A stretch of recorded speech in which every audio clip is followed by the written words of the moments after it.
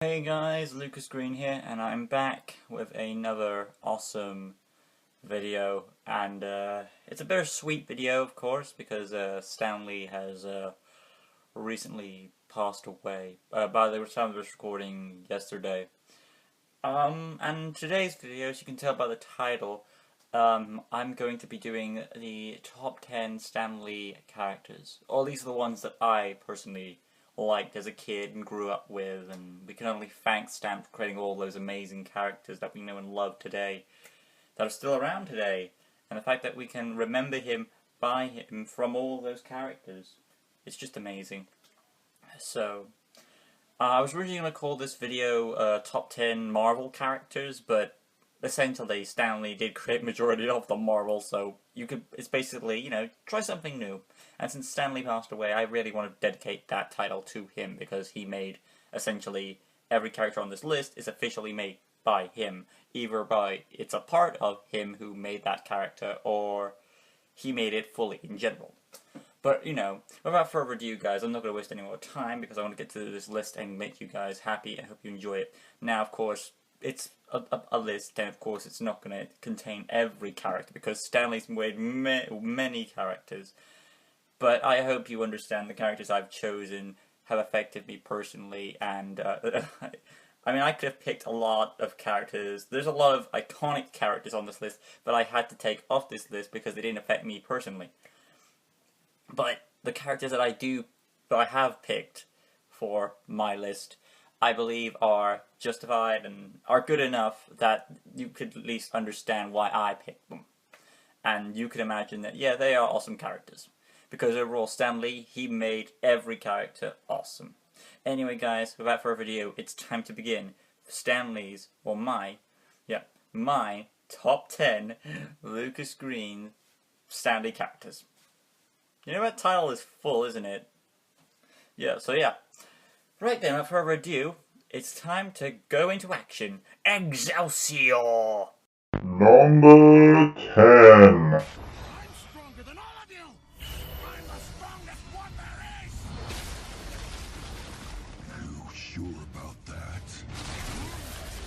The Incredible Hulk comes in at number 10. Yes, when it comes to the Hulk, he is one of the distinctive Marvel iconic characters. Now please, before you're banging on your keyboard saying that he's the best, he's the strongest, he's like one of the most powerful Marvel characters, well, to be honest, power isn't everything when it comes to me. Well, we all know power isn't everything. And physical strength, yeah, it's great, but when it goes to the Hulk himself as a person, there's really not much to him than Hulk smash until later on we get some more development until Earth's Mightiest Heroes comes along. That show really took it up a step and made him more than just Hulk smash, I feel. And actually started what was going to be, because the Avengers, Earth's Mightiest Heroes, was a show that came out about before the movies did, and I think that helped develop him, give him more of a personality to where the MCU movies are with him now, and I think that really boosts him up a bit, and he's very much a savage in that show. He's like he's got this heavy-duty voice, he's got these savage lines, he can survive anything. He's that confident in himself, and he hates it when someone snaps off of him. It's like, yeah, I think that's another way of making Marvel, they have a thing with their characters, how they make them more relatable, and one of the Hulk's real disadvantages is that you can't really understand him as a character, because he's like Hulk smash, and if you're meant to make the Marvel characters more relatable, you can't really relate to, well, not majority can relate to the Hulk, where it's just Hulk smash. So I'm happy that they made some subtle changes with him in the Earth's Mightiest Heroes and the MCU movies, where they tried to really develop out who the Hulk is as a character, and that's why I've got to put on this list. Because he's awesome, he's savage, and we remember that iconic scene where he crushes Loki. Puny good. And that's why Hulk comes in at number 10 on my list. Let's move on to number 9. Number 9. Alive. Your plan to destroy them has failed, Master. Failed.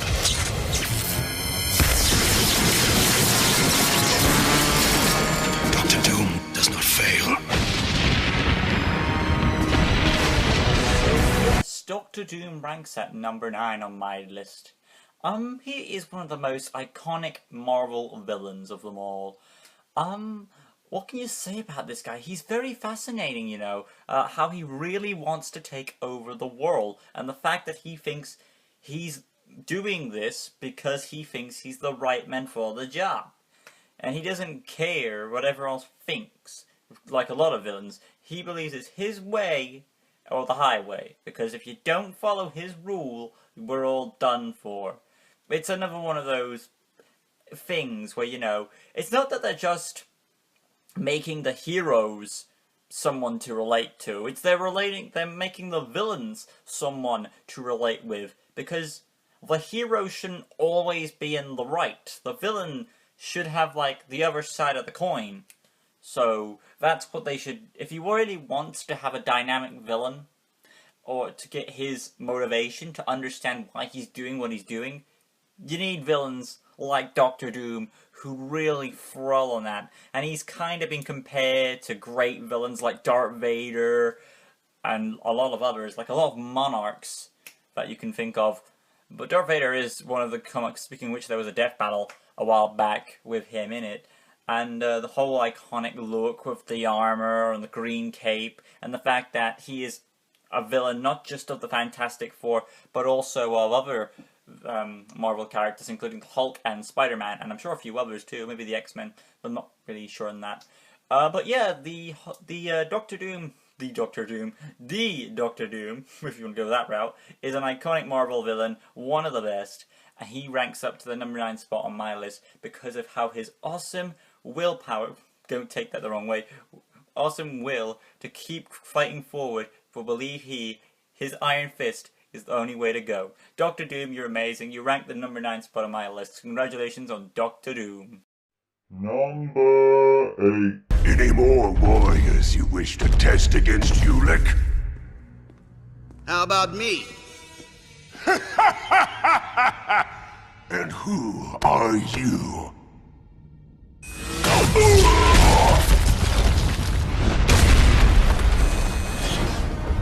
I'm Iron Man.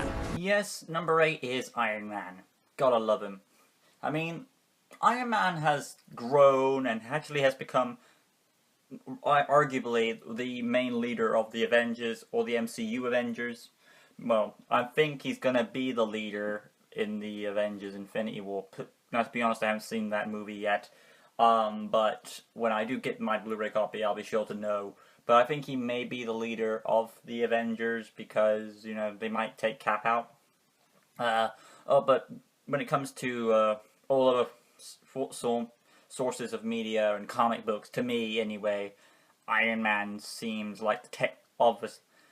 Well, actually, it's kind of a dual leader thing, because Captain America's got the fighting skill and the tactician, while Tony has the tech and all the resources they need to get where they need to. So it's a dual leader thing going on there. When it comes to Tony, though, himself, he does go through an emotional journey, his drug addiction, and alcohol a bit there, and his arc reactor in his chest, his love relationship with Pepper Potts, all bouncing around, and then you got his superhero persona as Iron Man, which he's revealed to the world, and that goes into the Civil War stuff in the comics, where he thinks it's a good idea to reveal superheroes' identities out to the world so they can live normal in quotes, you know, so they can blend in properly with the society. And yeah, there's quite a lot to go over Iron Man, but I'm going to try and keep it to a minimal. His role in the MCU movies is great. Robert Downey Jr. steals the show with his performance. He's probably one of the best of the cast in those movies. And, you know, I really do like how they interact. You've got Pepper Potts and you've got, what is it? James Rhodes, was it? Jim Rhodes? James Rhodes? Same thing. But yeah, I think Tony has an rounded cast, and he's a very relatable take for people these days about the struggles of, you know, manhood and stuff. So overall, I think Iron Man came up pretty damn well, and I've just got to really give credit as due. And of course, a nice little side note, I like a nice little touch for the Earth's Mightiest Heroes that they had a guy try to mimic Robert Downey Jr.'s voice in that show, just to add some little icing on the cake there, and I think that was a nice little touch. So yeah, I've got to put it up there at number 8 for Iron Man. He's very awesome. Number 7. Oh, you love Midgard so much, Thunderer.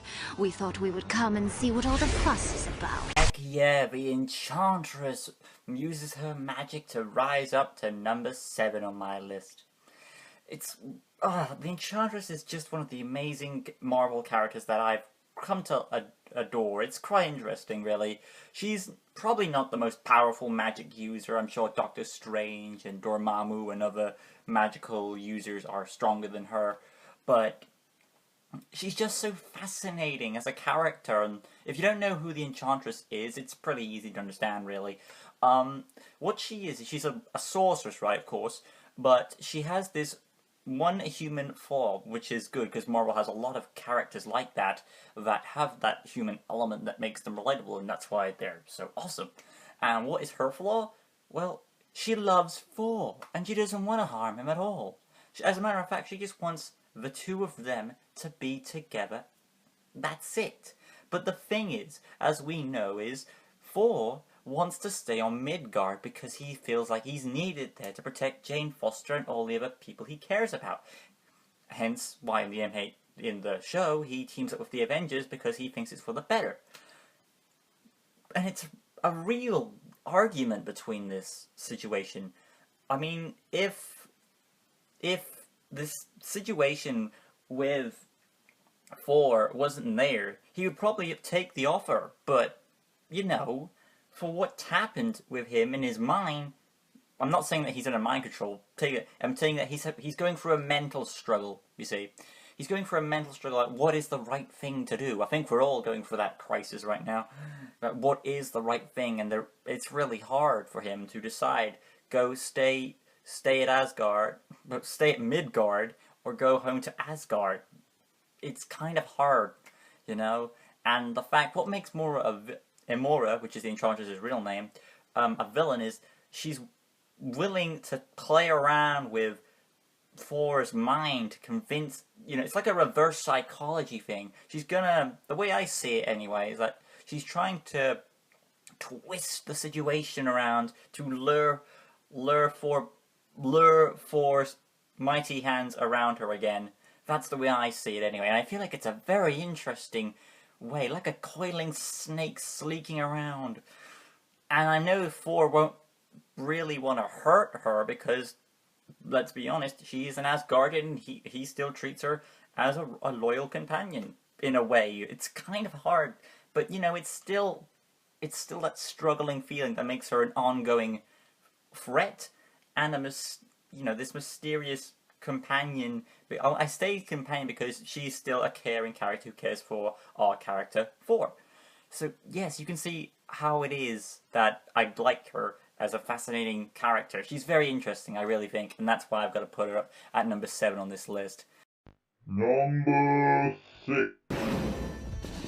Alright, team. I want this scum out of my house right now. So yeah, the Avengers comes in at number 6 on my list. So I'm sort of cheating a little bit, because you could say that, oh, you used Iron Man and Hulk earlier and they were individually, so does this mean, and what Avengers are you talking about here? Does this mean all members? Well, Hulk and Iron Man, to me anyway, I feel like they're characters who can manage on their own, because Hulk, of course, is the Hulk. He always likes to be away from people, and the characters in his own separate universe, like Betty Ross, Thunderbolt Ross, and all of the Hulk villains, you know, Leader, Grey Hulk, Grey Hulk kind of. And all the others are, I think he can manage very well on his own. Hence the animated 90s series with him in it. And then you've got Iron Man. He also had an animated series before this, actually quite a few. And I think he manages just fine as well. But when you have all the Avengers together, it's a real big deal, because when I did Iron Man and Hulk, I said I liked them. So based on those characters' individuals, like, I like those characters individually. That's what I'm trying to say here. But when it comes to the Avengers, I think they all bounce off together real well, both in the MCU, both in the cartoon, in MH, in the show MH, Earth's Mightiest Heroes, and in the comics as well. Because, you know, you can put your mind into the reader and all that fun stuff, and it's very awesome. You'll have a one comic or one episode focusing on Iron Man, like they did in the MCU movies as well, which probably took a bit of influence. Where you started off building up with each character, building up, until you finally get to that teamwork dynamic. And now we've got the stuff with Infinity War and Thanos, and it's a nice, good result of what's all to come, really. And I really, really do like that. It's nice to see of all these characters bouncing around. Fun dynamic between the characters, good action, good one-liners. What's not to love? The Avengers had to go on this list. I feel like if I didn't, I'd be like, you didn't mention the Avengers. Someone's gonna say that, I know that much. So I gotta put it on this list because, you know, the Avengers is what made the MCU popular. It's this big, glorious plan. It was the ultimate thing. And it's made MCU amazing. It's made a lot of things amazing. The comics, the shows, everything is because of the Avengers. And I feel like it's too high of a good influence to let it go. So yeah, I put the Avengers here as the number 6 spot on my list. And yeah, we'll be moving right along to number 5. Number 5.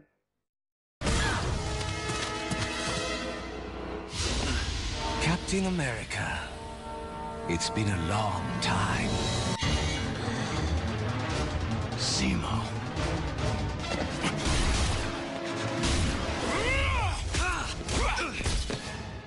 Excellent.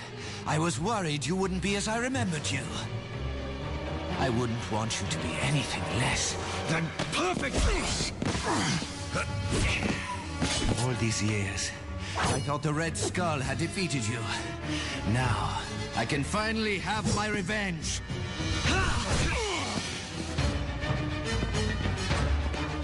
How are you still alive, Zemo? Death means nothing to me. I have evolved my body over the years, while you remain as you ever were.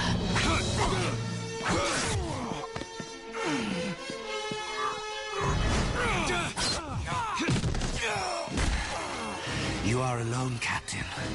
A relic in this world. Arnim Zola's creatures will deal with your new friends. But you... let the Skull have Bucky. Your life is mine to take! Ah!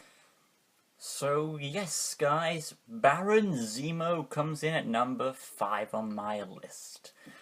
He is probably, no doubt about it, my favourite Captain America villain. Why? Well, it's very simple, really. I prefer him much more than the Red Skull, and it's very clear. He's more personally involved with the Captain.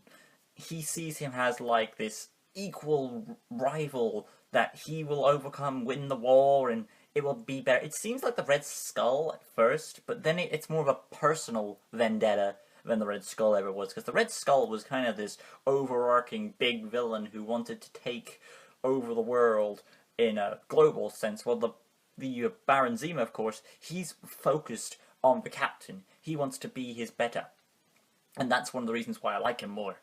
And the fact that it's this whole dual dynamic thing between Captain America, who wields a shield most of the time, and then you've got Baron Zemo over there, whose most primary weapon is the sword, even though he wields a blaster, but he doesn't prefer it. He prefers the sword, hence why he has more than one. And I like that concept. I always think he's the best type of villain for Captain America. This rival this rival type character who wields swords against this character who wields shield. You know, the sword versus shield dynamic. it's this big clashing, and they're always trying to outone the other, and the fact that it's going back and forth between the two, it's this real engaging fight, because I can see that they are their equal, and they find an interesting way of bringing back Zemo in the show without using the same method, because if you just iced everyone, then it would be kind of boring, wouldn't it? But I will say, to be honest, in the MCU, they kind of weakened Baron Zemo for a bit, which kind of disappointed me, because if you've seen Civil War, you'll know how that turned out. But I can understand the realistic approach they wanted to go with Zemo there, but I think the show perfected him just the way I wanted him to be. So yeah, Baron Zemo, my favourite Captain America villain, bar none. Sorry Red Skull, you are the short end of the stick for me, but yeah, Baron Zemo, one of the best villains ever, and one of my favourite Marvel characters. My number 5 favourite Marvel character. Moving on. Number 4. My work. And yet when I departed, you took possession of it. Now in hindsight, does that seem quite fair? It's in R&D, Vault 8! My lucky number. Ah yes, the good old notorious Dr. Octopus. Or if you've read that iconic issue, The Master Planner, yeah, that.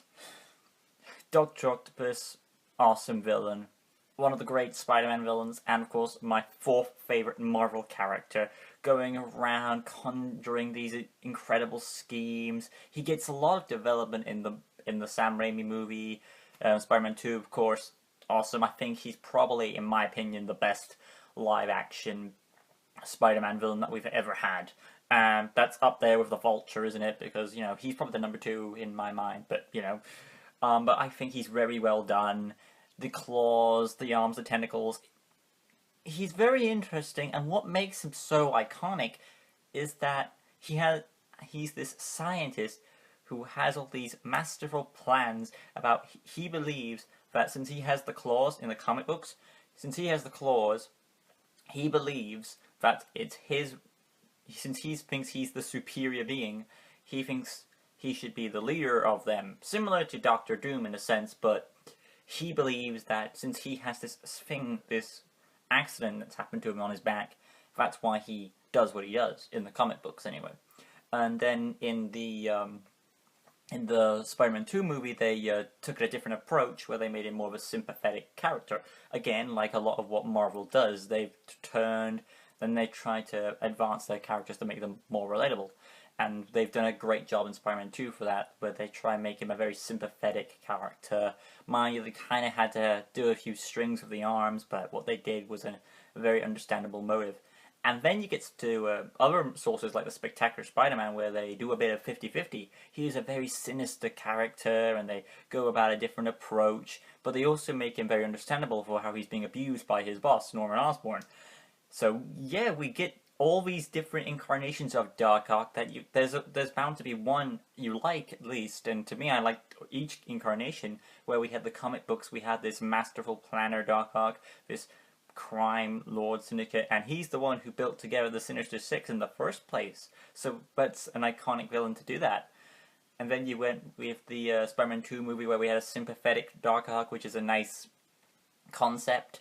And then we went back with what was it? We had like a bit of both with the Spectacular Spider-Man, like I said, where we had a bit of the reasoning for why he's in this position, and, you know, a bit of, he is a very dangerous threat, what he's become. And I think, yeah, in the Spider-Man PS4 game, he's actually there, and it's all set up for what they've done. They've gone back to that sympathetic route. So yeah, they like to bring back Doc Ock because he's such an interesting character, and I think that really hams him home to number 4 on my list. Congratulations on Dr. Octopus. Number 3. Who is Spider-Man? He's a criminal, that's who he is. A vigilante, a public menace. What's he doing on my front page? Mr. Jameson, your wife is on line 1. She needs to know if you... Mr. Jameson, is a page 6 problem. We have a page 1 problem. Shut up.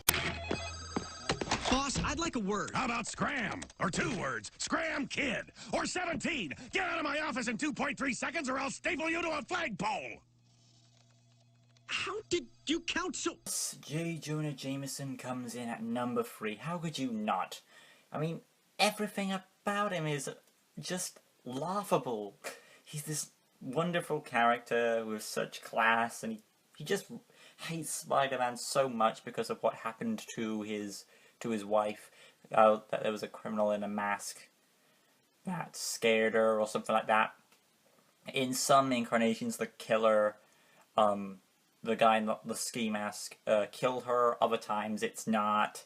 But, you know, or you could just be like, maybe there doesn't need to be an answer for why he hates Spider-Man, but how he's portrayed in any visual media at all, whether it's the Spectacular Spider-Man, laugh out loud, whether it's the animated series, laugh out loud, whether it's, and of course the crown de la creme has to be the Spider-Man movies. J.K. Simmons is probably one of, if not the strongest element of those movies because of his great performance. I mean, everything about him seems great, and it's all because Stan Lee brought this character to life. Oh my god, I can't praise this character any more than I can right now. But, you know, J. Jonah Jameson ranks up to number 3 on this amazing list. Get a picture of Julia Roberts in a thong, we can certainly get a picture of this weirdo. Put an ad on the front page. Cash money for a picture of Spider-Man. He doesn't want to be famous, and I'll make him infamous.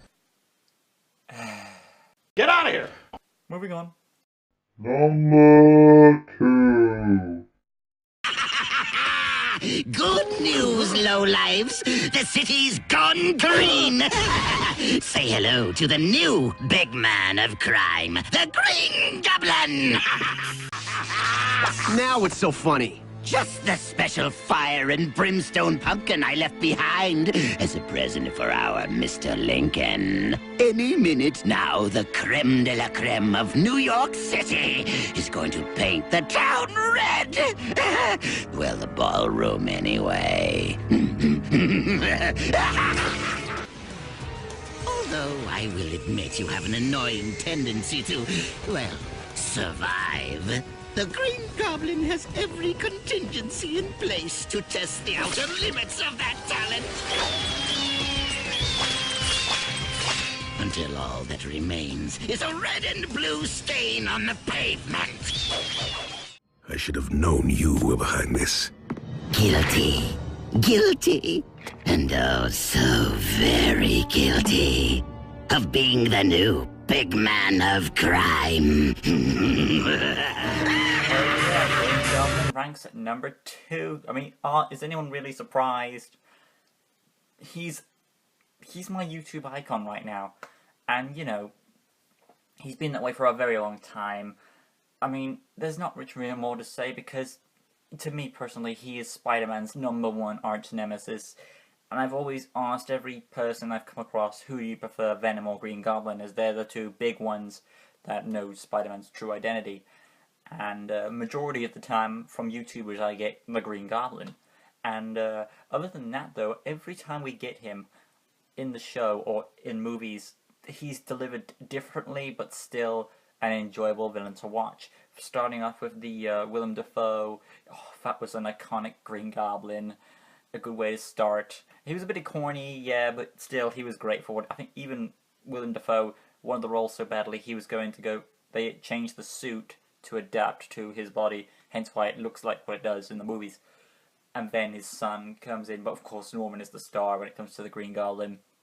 And then we go on to the 90s show, where it's got this whole plan with the portal technology, and he's got this big scheme, and they changed it from Gwen Stacy. Was it? Oh yeah, in the comics, of course, Gwen Stacy, he's the villain who kills Gwen Stacy. In the show, he's the villain who takes out Mary Jane, and that you can't find him. He makes the Clone Saga. He screws with Parker's mind mentally. He's like a YouTuber told me that he's like the evil Uncle Ben in a lot of ways, and I can see that too in him.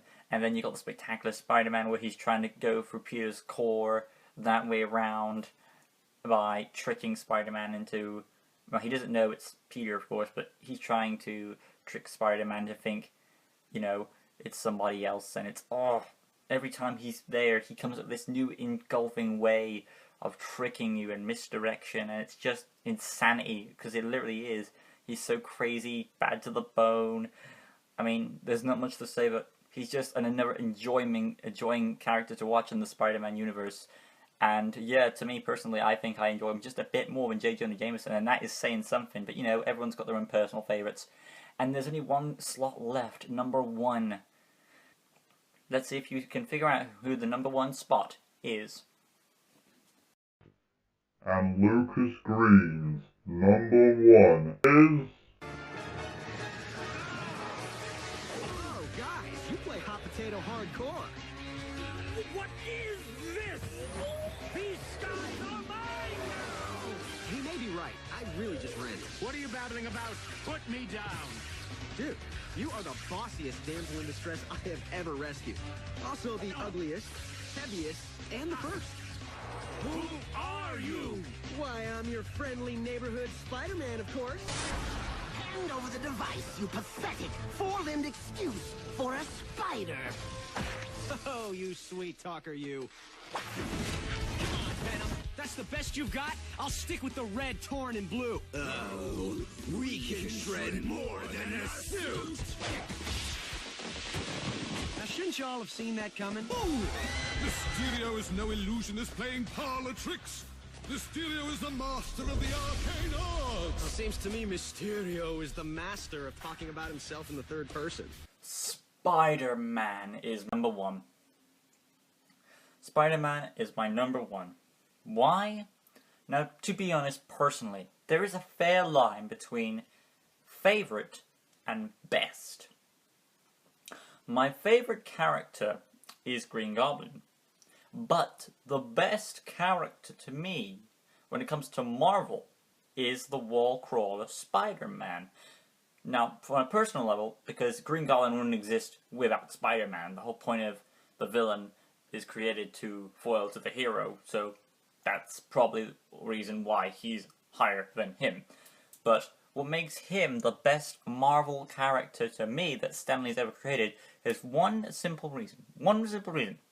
And what is that? Well, the whole point of Marvel in Stan Lee's mind is that they're meant to be... Stan Lee didn't like the approach of that there were these OP powerful characters and you couldn't really relate with them. And, you know, that's why Marvel took a different approach. Spider-Man is the key person when it comes to me and all of us viewers who I see as the average day person.